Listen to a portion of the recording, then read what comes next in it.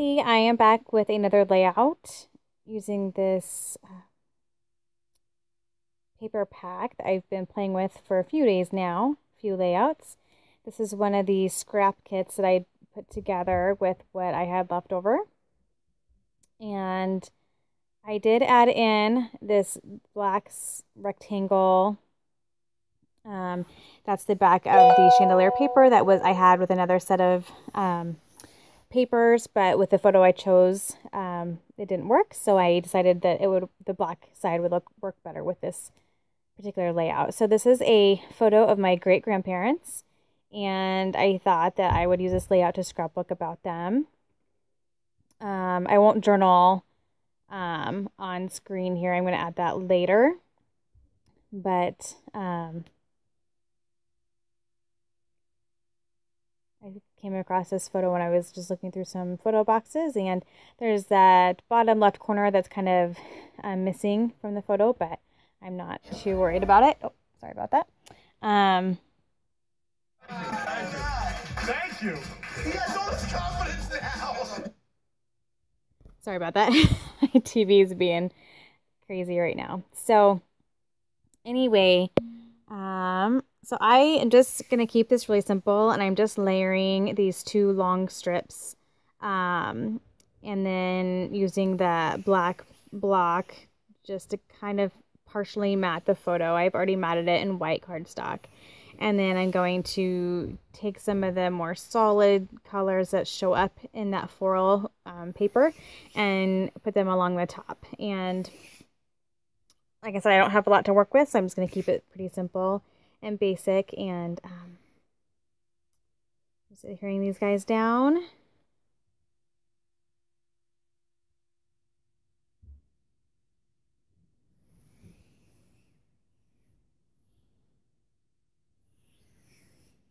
I just have to trim a little off the side there. This layout comes together pretty quickly. Now the journaling will take me a little bit longer because I have to look up some information, but the layout itself came together pretty quickly.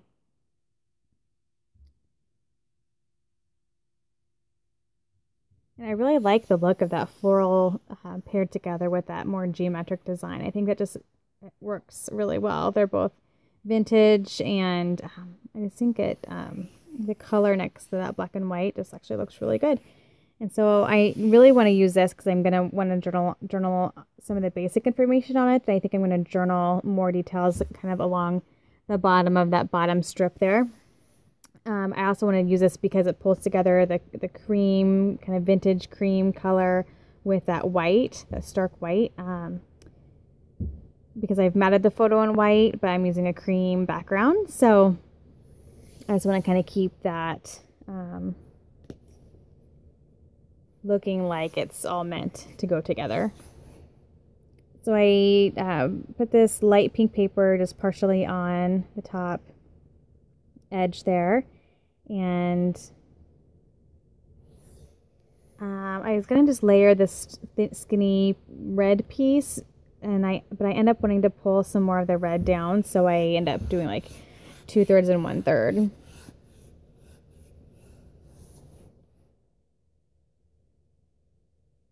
And so I just tuck in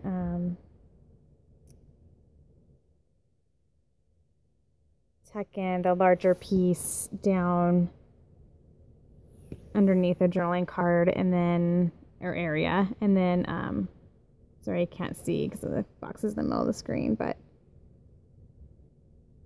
and then I put the other small piece along the top there. So just getting this adhered there.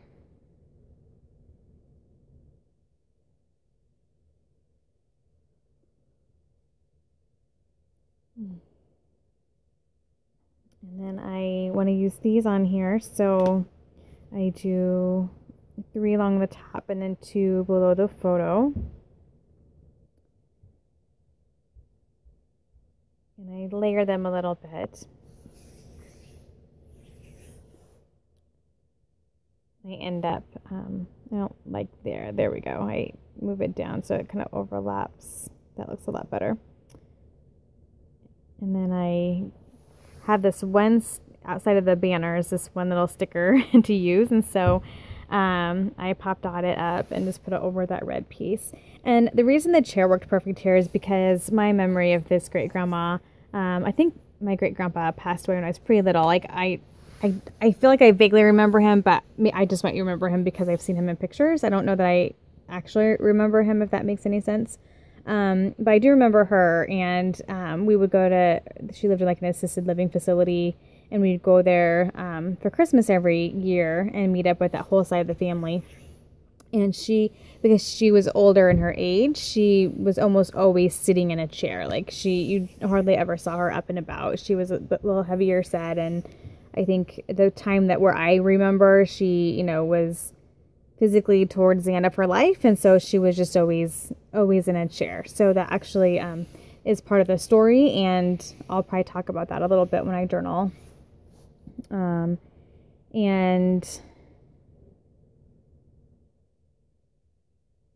so yeah, so I tucked those in, and then I decided to pop dot like just some random bottoms of the banner, so just they pop out a little bit. I don't use that. I end up throwing that away. And then I had this leftover piece I cut off from that light pink paper, and I just tucked that in to bring that a little bit more prominently down here. And just to give a little bit more of a lighter color underneath those banners to make them pop out a little bit more. Oh yeah, here's where I'm pop dotting. I keep it, the top adhered down to the paper, but just popped up the bottom of the banner a little bit just to give it a little bit of dimension. The layout was looking pretty flat to me, even though I had that chair pop dotted. It was just looking like I needed something. So a little pop dots will magically add some dimension to your layout. So I've used up every supply that I had pulled for this little page kit. So I am looking at my other options, my brads and stamps. And the brads, nothing's really calling to me. So I end up going to the stamp set, where I pull this clock because it's an older photo, and I think the clock fits the theme really well of the page. And so I get it all inked up with black ink and decide that I want to actually layer it underneath the journaling card and the photo. And so I end up taking it off the block so that I can squeeze it underneath a little bit easier, and it's stamped fine that way. That was kind of an afterthought that it could have gone wrong, but ended up stamping just fine. So I'm not going to get that block underneath all that. I'll rip up the whole page. So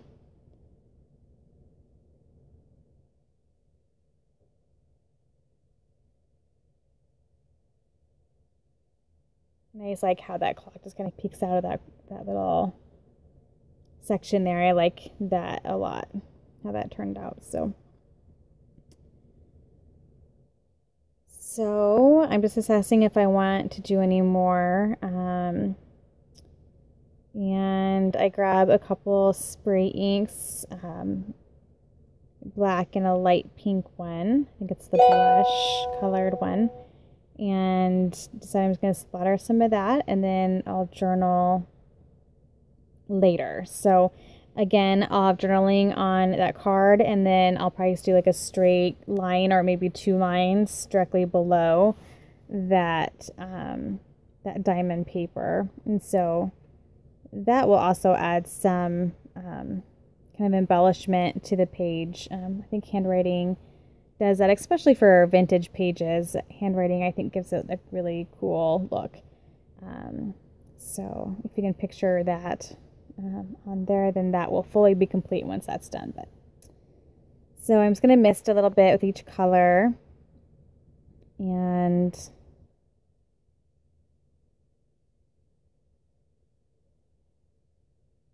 like I said, this was a very easy layout to put together. It's amazing what you can do when you just limit yourself, and these last few pages are going to be very limiting because I'm just using what I've put together in those piles. If I made a video about that, if you want to go back, about using up the scraps. I was left with no more full sheets, and so I created 4 little page kits of the scraps and the leftover stickers, and this was a result of one of those, basically. So I thought about using this washi, but it just wasn't the right color, and then I remembered I was going to journal down there, and that would add some interest to the bottom of the page, and so I decided that I was happy with it, and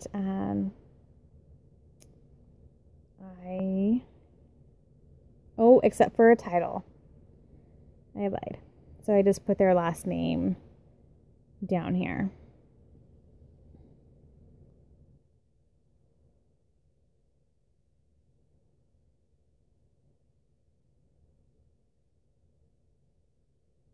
Because I didn't have any stickers on there that had like a title on it. So that I think is gonna call it good. Except for the journaling, but other than that, everything else is completed. So thanks again for watching. I have 3 more layouts that I'm going to be making, so keep an eye out for those. Thank you so much, and happy scrapping. Bye-bye.